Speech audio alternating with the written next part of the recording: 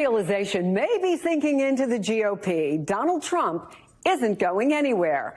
For the first time in months, when voters are asked to choose between just the two leading candidates, the former president beats Florida Governor Ron DeSantis. A month ago, DeSantis led by 4 points in that Yahoo News YouGov poll. Now, Trump leads by 8. That's a swing of 12 points to Trump in just 1 month.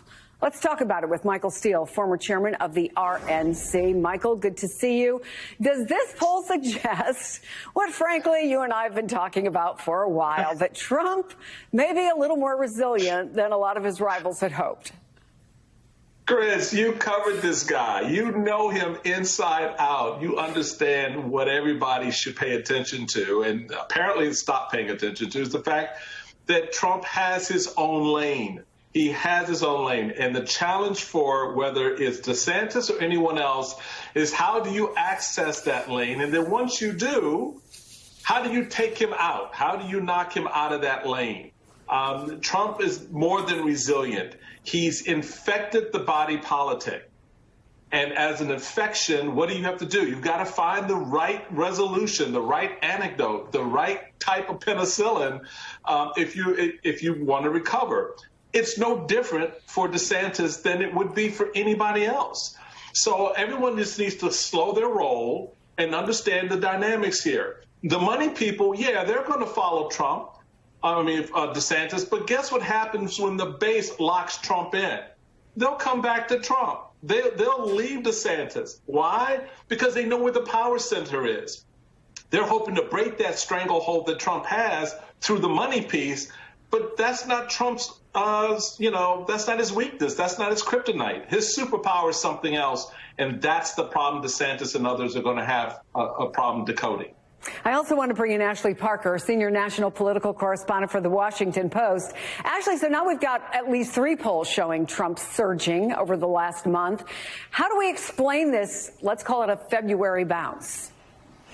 Sure, there's a number of ways. One is that sometimes when Trump is sort of ever present, that is what turns voters off from him.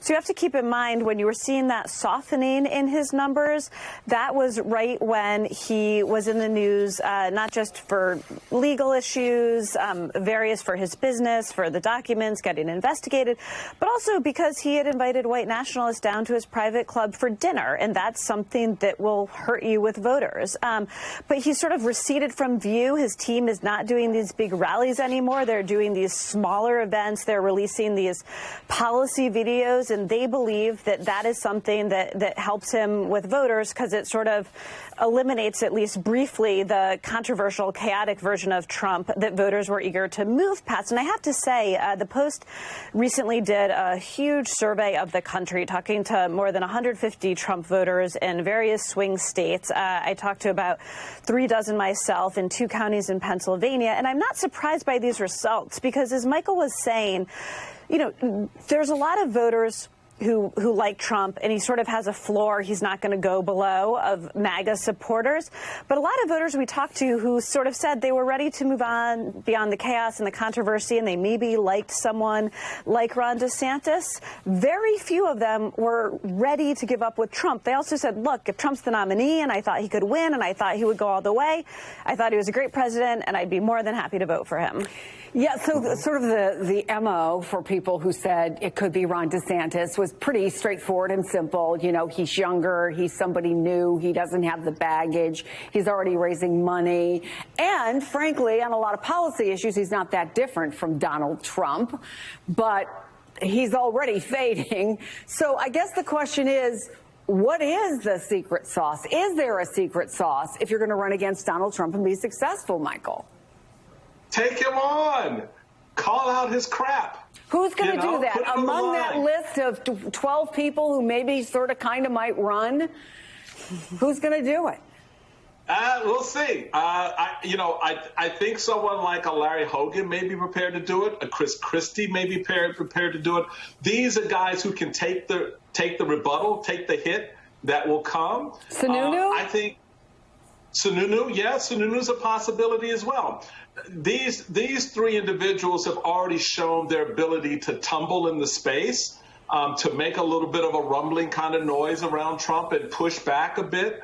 Maybe a little bit more one-off with someone like Sununu, a little bit more direct with someone like Hogan or Chris Christie. But they are both seemingly are willing to engage. The question is whether or not and how they figure out that strategy to do it. My question with someone like DeSantis was all the love that people are showing him. Show me you can take a hit. But more importantly, show me you can hit in return. And when Trump came after him with what I would consider lightweight, kind of slap across the bow, DeSantis' response was basically a whimper. He did nothing. You can't allow that kind of energy to build up against you. You have to show you're willing to engage. You cannot be thinking about, oh, I can't afford to lose 1 or 2% of this base. You're going to lose some of that base if you go after Trump, but you're going to gain so much more when you prove to the rest of the Republican Party that you're willing to take him out. Michael Steele, who has done the math clearly. Stay with me. Ashley Parker, always great to have you on the program. Thank you.